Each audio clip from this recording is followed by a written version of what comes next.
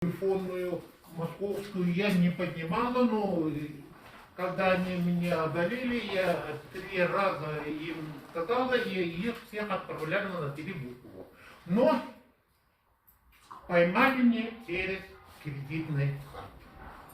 Вы, то есть, вошли, им доверились, они вошли в ваше доверие, так получается, да? Ага, я доверила эту кредитную карту, что у меня никто не снимет, это я получила, и результаты съела свою ловушку.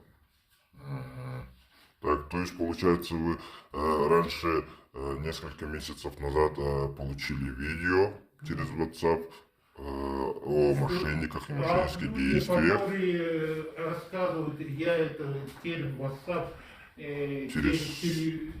телефона, все это знала, видела, почувствовала, а ну сама попала. Но доверившись попала.